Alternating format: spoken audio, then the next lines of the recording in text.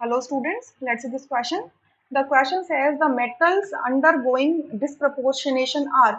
कौन से metals हैं जो disproportionation show करते हैं? Disproportionation मतलब कि एक ऐसा substance जो oxidize भी हो सके और reduce भी हो सके, यानी कि oxidation state increase भी हो सके और decrease भी हो सके, ठीक है?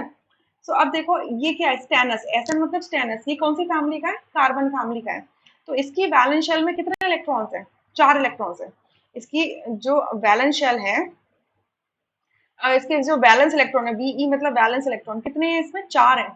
तो ऑक्टेट कंप्लीट करने के लिए या तो ये 4 गेन कर सकता है या फिर क्या कर सकता है, 4 लूज कर दे। सो इसका ऑक्सीडेशन का रेंज यहां तक दिया हुआ है, ठीक है। तो जनरली आपका जो स्टेनस होता है वो आपने देखा होगा कि +2 में भी प्रेजेंट होता है और +4 में भी प्रेजेंट होता है। तो ये इन दोनों ऑक्सीडेशन स्टेट्स के बीच में स्विंग कर सकता है। क्लियर? मैं रेंज बता रही हूँ, इसमें एक रेंज आ रही है, तो ये रेंज के अकॉर्डिंग ये डिस्प्रोपोर्शनेशन कर सकता है, ठीक है। तो ये डिस्प्रोपोर्शनेशन करेगा। सेकेंड में देखो सोडियम। सोडियम है, इसकी जो वैलेंस शेल है इसके अंदर सिर्फ एक ही इलेक्ट्रॉन होता है, तो इसके पास कोई और चारा ही नहीं है, ये सिर्फ एक इलेक्ट्रॉन लूज कर सकता है, यानी कि +1 में कन्वर्ट हो सकता है।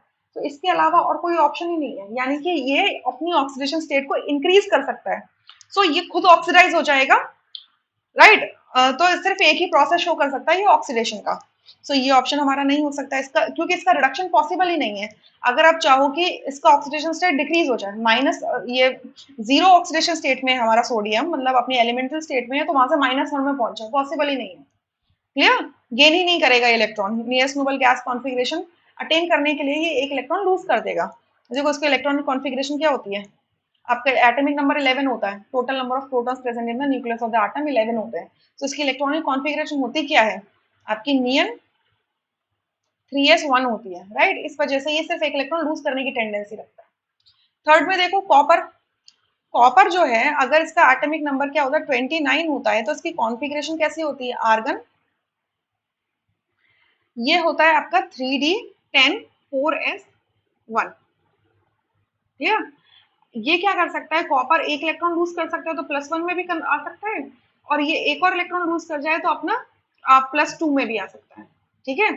यहाँ से 4s से एक इलेक्ट्रॉन जाने की भी टेंडेंसी और 3d से एक और इलेक्ट्रॉन जाने की टेंडेंसी है, क्योंकि एक्चुअल में क्या होता है, देखो 3d अगर कंप्लीटली फिल्ड है तो मैं मानती हूँ कि फुली फिल्ड होने की वजह से स्टेबल होगा, बट जब ये एक इलेक्ट्रॉन लूज कर देगा तो Cu2 पॉजिटिव बन जाएगा, जिसकी हाइड्रोजन एंथैल्पी बहुत ज्यादा होगी, जिस वजह से ये एक और इलेक्ट्रॉन इजिली रिलीज करवा देता है 3d ऑर्बिटल से। क्लियर? तो +1 और +2 की ऑक्सीडेशन स्टेट्स हम देख सकते हैं, यानी कि दो अगर ऑक्सीडेशन स्टेट ये शो कर रहा है तो ये +1 से +2 में भी जा सकता है, मतलब 0 से अपने एलिमेंटल स्टेट से +1 में भी जा सकता है और आपके +2 में भी जा सकता है, हो सकता है पॉसिबल। या आपका ऐसे भी हो सकता है कि अगर ये +2 के अंदर प्रेजेंट है या +1 के अंदर प्रेजेंट है तो +1 से 0 में भी जा सकता है और +2 में भी जा सकता है, तो डिस्प्रोपोर्शनेशन रिएक्शन पॉसिबल है, राइट। सो यानी कि ये डिस्प्रोपोर्शनेशन शो कर सकता है। 3 ऑक्सीडेशन स्टेट्स हो गए ना, मेटल की 0 भी होती है ना ऑक्सीडेशन स्टेट, तो उनको उसको इंक्लूड करके मैं बता रही हूँ, राइट। फोर्थ में देखो कैल्शियम है, कैल्शियम का एटॉमिक नंबर होता है आपका 20 और इसका इलेक्ट्रॉनिक कॉन्फ़िगरेशन होता है आपका नियन, सॉरी नियन नहीं, आर्गन, आर्गन 4s2। तो इसकी वैलेंस शेल में सिर्फ 2 इलेक्ट्रॉन है, तो ये बस 2 इलेक्ट्रॉन लूज करने की ही टेंडेंसी रखता है। सो ये 0 से +2 में जा सकता है, यानी कि इसका सिर्फ ऑक्सीडेशन पॉसिबल है और कुछ पॉसिबल नहीं है। सो ये डिस्प्रोपोर्शनेशन शो नहीं करेगा।